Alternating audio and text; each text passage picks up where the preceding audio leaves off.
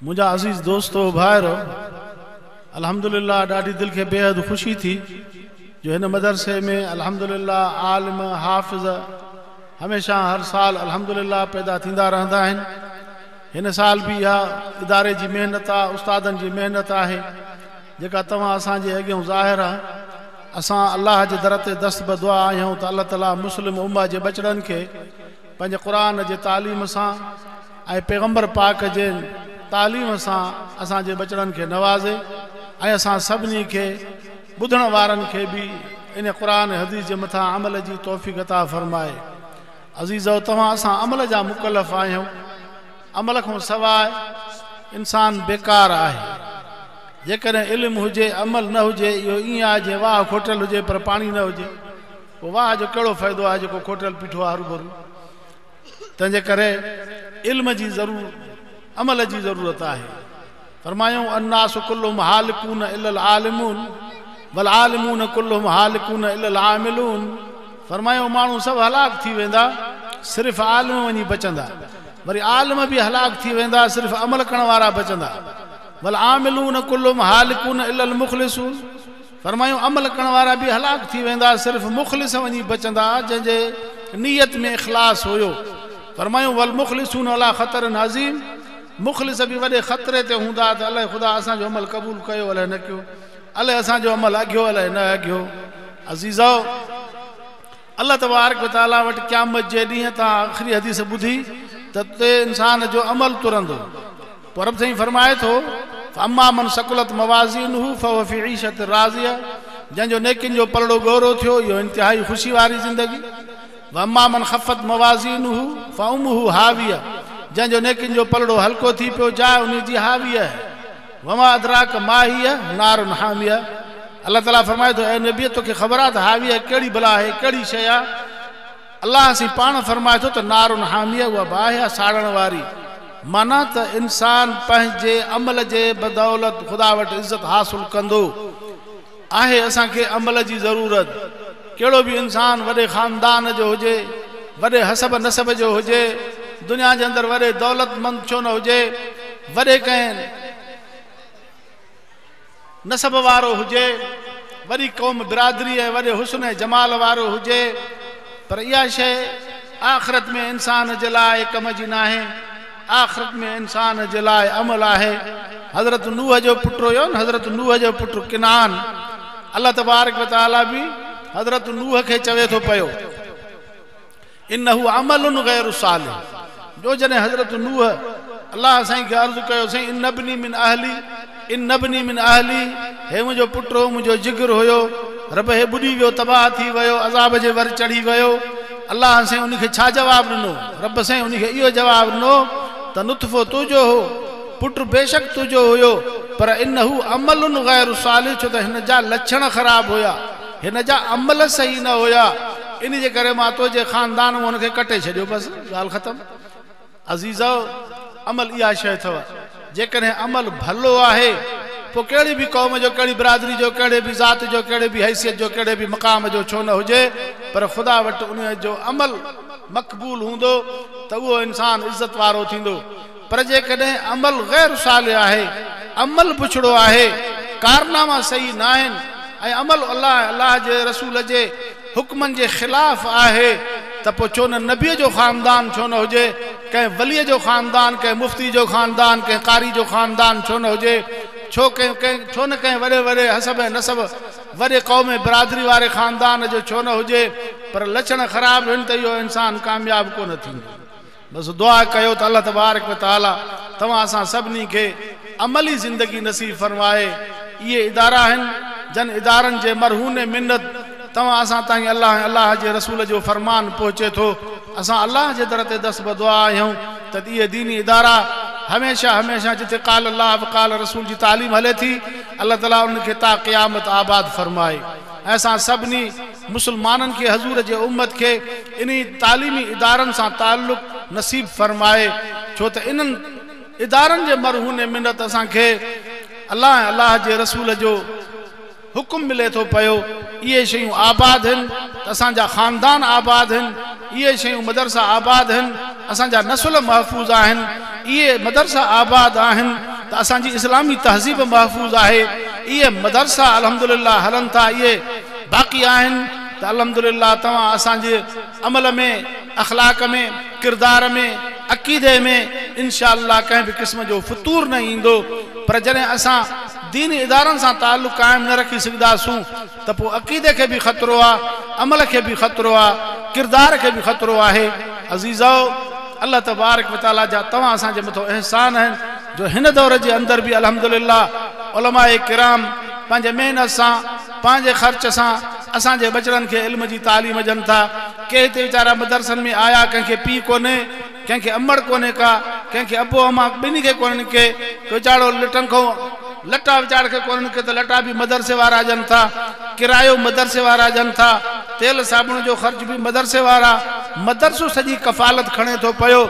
यतीम बचड़ा अचनि था, हितां मुफ़्ती थी करे निकिरनि था, हितां कारी थी करे निकिरनि था, हितां आलिम थी करे निकिरनि था, हितां वॾे दर्जे वारा थी करे निकिरनि था, जेके क़ौम जे अंदरि बिरादरियुनि में ज़मीन जे मथां पखिड़िजी वञनि था, जेके वरी अल्लाह जे रसूल जे तालीम खे मुस्लमाननि जे बचड़नि में मुंतक़िल करे रहिया आहिनि।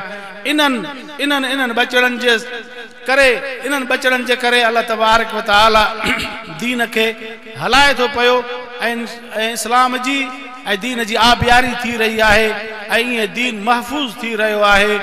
इन अल्लाह तबारक व तआला पैगंबर अलैहिस्सलातु वस्सलाम खे तॾहिं फरमायईं त इन्ना नहनु नज़्ज़लना ज़िक्र व इन्ना लहू लहाफ़िज़ून।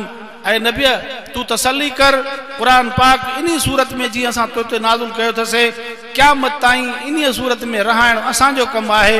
इहो क़ुरान इहो महफूज़ हथनि में ईंदो ऐं इन में कंहिं बि क़िस्म जी तब्दीली न ईंदी।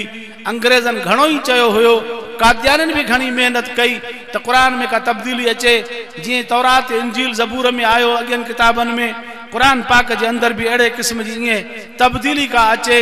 इन में हिकिड़ी जाइ ते ॿिया हर्फ़, हिकु आयत जी जाइ ते ॿी आयत पंहिंजी हथ जा ठोकियल कलाम हुजनि, पर ईअं न थी सघियो। इहा अल्लाह तबारक व तआला जी मंशा आहे त हिन क़ुरान पाक में इहो ख़ुदा जी हिफ़ाज़त जो ज़िम्मो हुयो।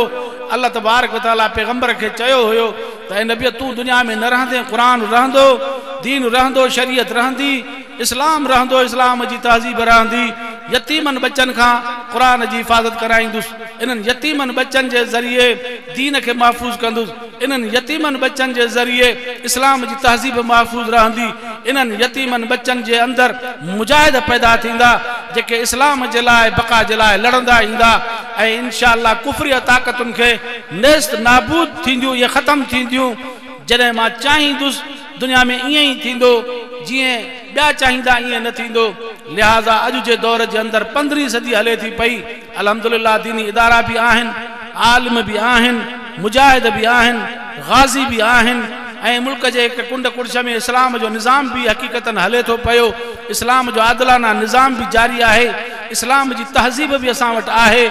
इहा उलमा जी महिनत आहे, इहा रब तबारक व तआला जेको पैगंबर सां वाइदो कयो उहो अल्लाह ताला वाइदो पूरो करे थो पियो ऐं इंशाअल्लाह तव्हां असां बि दुनिया छॾे वेंदासूं, पर क़यामत ताईं इंशाअल्लाह क़ुरान बि बाक़ी रहंदो, पैगंबर जो फरमान बि बाक़ी रहंदो ऐं इस्लाम जी तहज़ीब बि बाक़ी रहंदी।